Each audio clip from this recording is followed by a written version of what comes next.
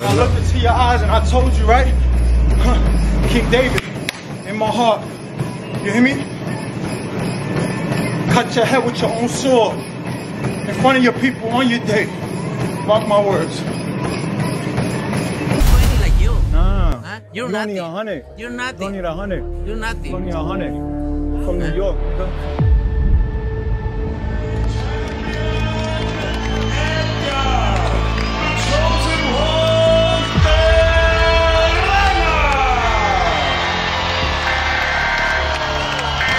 That's kind of how Berlanga is now. There's so much going on, and it's going to be so hard to get him to the ring calmly, understanding the game plan, making adjustments. That's why I love it, because this is with a doubt. I know he's sleeping on me. Just by him saying that, you sleeping on me, homie. He's sleeping on me. Tú estás durmiendo, cabrón. You think I'm scared of you? That's all these guys, You bro. think I'm scared of That's all you? these guys, bro. Don't fear my eyes, man.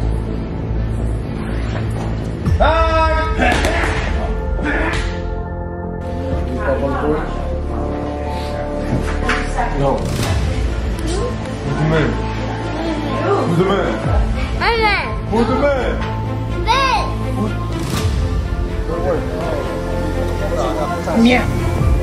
About the outside of the world. I'm not worried about the hate. I'm not worried about the dollars. I'm not worried about the enemies. I'm not worried about nothing, man.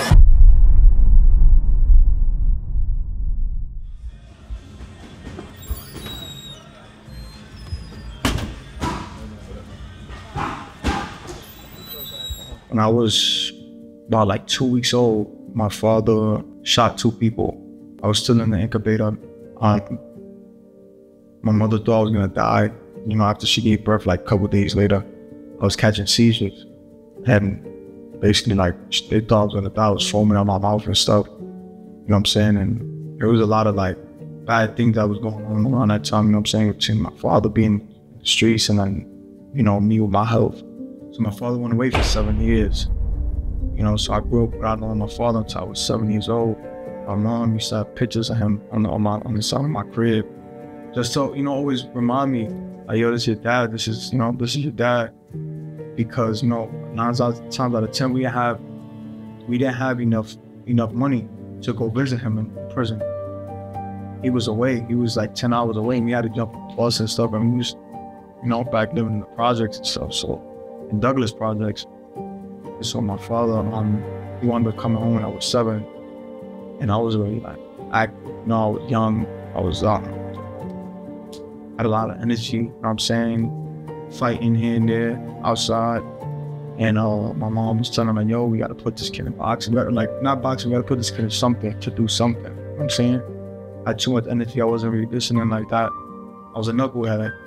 So when my dad came home, you know, met up with Pops. One day my father was like, yo, we dropped my gym. And his boy wound up training kids. Benny was my first coach, one that made me an amateur. And he took me to the gym, and I saw a whole bunch of kids in the gym, boxing in the bag, was a whole bunch of kids my age. So when I walked out, I went back in the car, my father was talking to the guy, to Benny, who came back, and he made a box. I was like, hell yeah, I'm the boxer. But took me the next day, took me, started training, and fell in love with it. Go do some work, man. Get ready.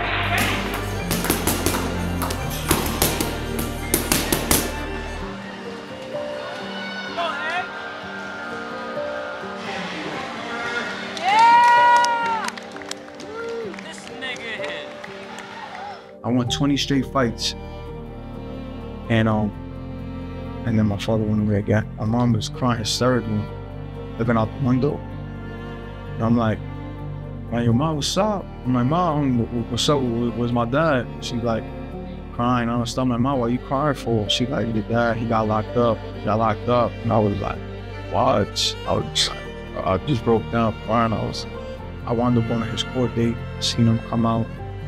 You know what I'm saying? Had him handcuffed. He was horrible when he seen me and my sister and stuff.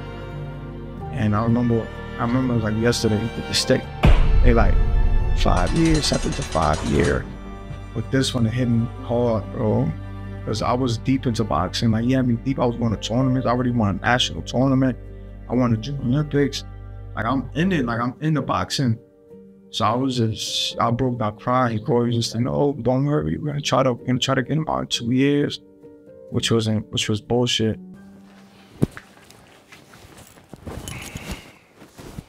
My name is Edgar Berlanga, Senior, representing Berlanga. In the last bit, I never see my family. I see my family in the end when I got sentenced, and it was tough to me because Edgar was little, you know. He was there, my daughter was there, that was crying, you know.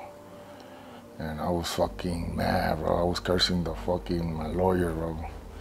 Like, you know, that I told him that I want to be private. You know, I don't want my kids to be there in the courtroom. She broke me down. Well, first of all, I lost my father in jail, you know. Then they let me see him. So that was rough, you know. My father was a working man, bro. He worked his ass up to maintain 4 of us. And I had to make him proud, man. So I keep working, looking for a job, and you know, I had to make my man, my father, you know. I had to make him proud from the sky, you know. See, damn, my son is trying. And I know it's rough, you know, but it's more rough to be in there, I can do shit, you know. So I said, you know what? It's a tax in life, or you gotta, you know, you gotta keep going and trying. Don't give up, man. That's the key. Don't give up. Never give up. He came out when I was like 14. He came out a different person from me. Like, he ain't come out like how he was before. He came out with a degree. He came out as a person before a person. He got a personal trainer degree. He learned about the body. He learned, you know, about nutrition. He learned how to do strength conditioning. He did so much studying in there, bro, for me, bro, to benefit myself. Coming, like, he could have came out and went, you know, back into what he do, but he didn't. For me, he didn't do none of that. He came home and he had like 50 job interviews. Everybody was declining him. He wound up getting picked up at New York Sports Club. But when he came out, you know, it was just crunch time. Yeah!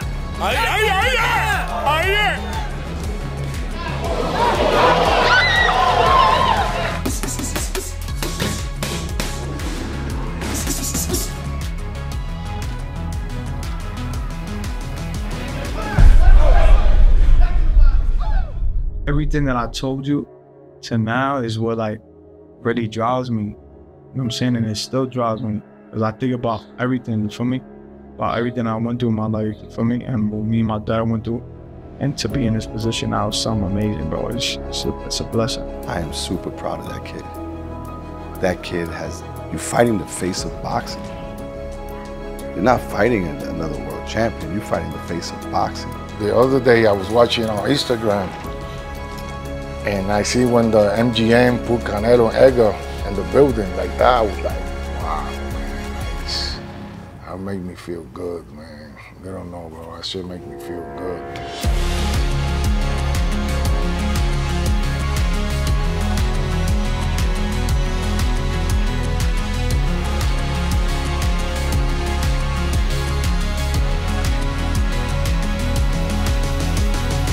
Here is the undefeated, world-ranked, hard-hitting knockout artist known as the Chosen One, Edgar Berlanga.